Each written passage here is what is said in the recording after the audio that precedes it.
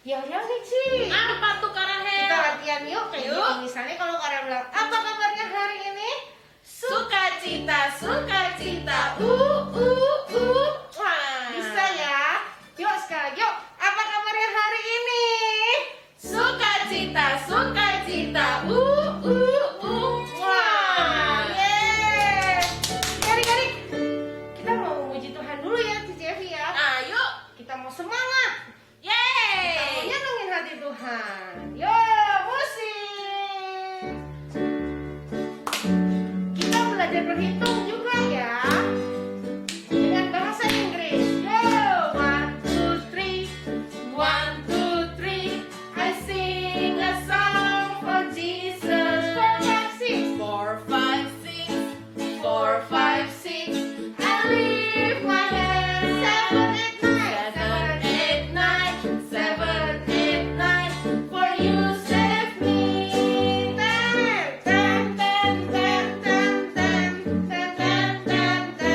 Thank you, oh Lord. Sekali lagi ya. 1, 2, 3. 1, 2, 3. I sing a song for Jesus.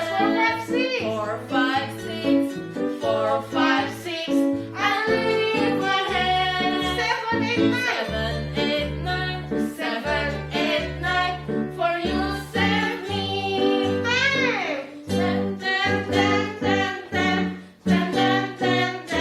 Thank you, oh Lord.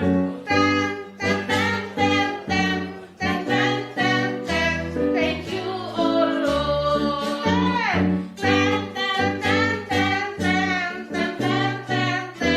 Thank you, oh Lord. Ya adik-adik, kita sudah menyenangkan hati Tuhan lewat pujian. Sekarang kita senangkan hati Tuhan lewat penyembahan kita. Yuk, kita mau dengar kebenaran firman Tuhan. Kasih Tuhan, duduk tenang, fokus sama Tuhan.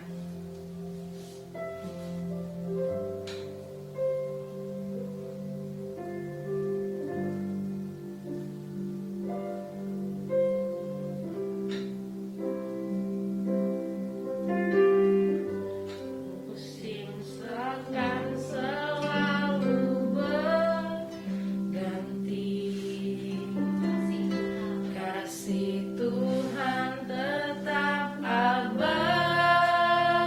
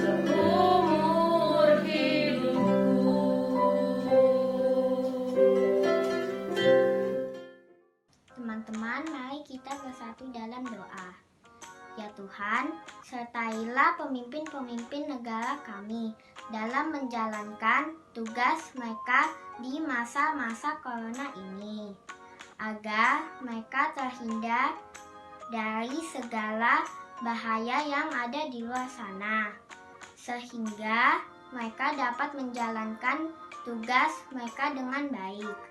Ya Tuhan, juga sertai dan berkati kami ya Tuhan di masa pandemi corona ini, agar kami tetap sehat dan dapat berkumpul serta memuji nama-Mu bersama-sama secara langsung di gereja.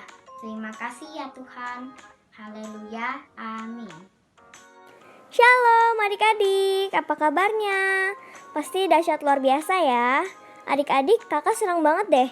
Minggu ini kita dapat bertemu lagi, memuji dan menyembah Tuhan bersama-sama. Dan sekarang kita mau sama-sama mendengarkan firman Tuhan ya. Sebelum kita masuk ke cerita firman Tuhannya, kita berdoa terlebih dahulu ya adik-adik. Tuhan Yesus, terima kasih ya Tuhan, kalau tadi kami boleh memuji dan menyembah Engkau. Tuhan, sebentar kami akan mendengarkan cerita firman-Mu. Kiranya Engkau memberkati kami agar kami dapat mengerti setiap isi firman-Mu Tuhan. Berikan kami semua telinga seorang murid. Terima kasih ya Tuhan, kami bersyukur. Haleluya, amin. Adik-adik, hari ini kakak mau bercerita tentang dua tokoh yang bernama Yellow dan Blue. Semoga adik-adik masih ingat ya dengan Yellow dan Blue. Nah, Yellow dan Blue ini kenapa ya adik-adik? Yuk kita langsung simak ceritanya ya. Di satu hari sebelum pertandingan lari, Pak pelatih berkata kepada Yellow dan Blue, "Yellow dan Blue, ingat ya, besok hari pertandingannya. Istirahat yang cukup dan jangan minum es dulu ya." "Siap Pak, kita pasti menang." "Iya Pak, pasti menang, karena kita sudah berlatih dengan giat," jawab Yellow dan juga Blue. Mereka pun berpisah dan akan pulang ke rumahnya masing-masing. "Bye Blue, sampai ketemu besok ya," kata Yellow. "Bye Yellow, hati-hati di jalan ya," jawab Blue. Di perjalanan pulang, Yellow berkata, "Ya ampun, panas banget sih, aku haus sekali nih," kata Yellow. Di tengah-tengah perjalanan, Yellow juga melihat ada sebuah mobil es krim. Dan Yellow berkata, pasti enak banget deh kalau makan es krim." Nah, di tengah-tengah perjalanan, Blue juga berkata, "Panas banget sih.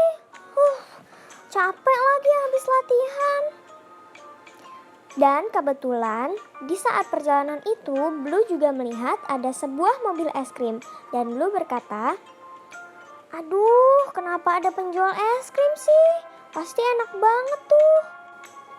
Yellow memutuskan untuk membeli es krimnya dan berkata, "Gak apa-apa deh, aku makan es krim sedikit aja kok." Tetapi berbeda dengan Blue. Blue memutuskan untuk tidak makan es krim dulu karena dia tahu besok adalah hari pertandingannya. Dan Blue berkata, "Aku harus sabar, sekarang gak boleh makan es krim dulu." Tiba di hari pertandingan lari, Pak pelatih bertanya kepada Yellow dan juga Blue, "Yellow dan Blue, apakah kalian sudah siap?" "Siap Pak, kita pasti menang," kata Yellow sambil terbatuk-batuk. "Sudah siap Pak, kita harus menang," jawab Blue dengan penuh semangat. Pak pelatih pun bertanya kepada Yellow, "Yellow, kok kamu batuk-batuk? Kamu gak apa-apa kan?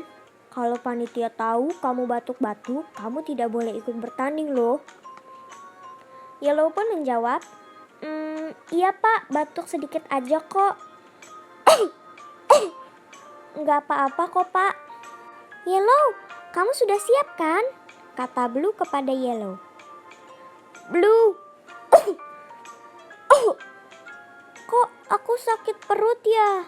Aku pusing juga," kata Yellow kepada Blue. Pak pelatih berkata kepada Yellow, "Yellow, karena kondisi kamu tidak bisa ikut pertandingan hari ini. Kamu tetap semangat ya."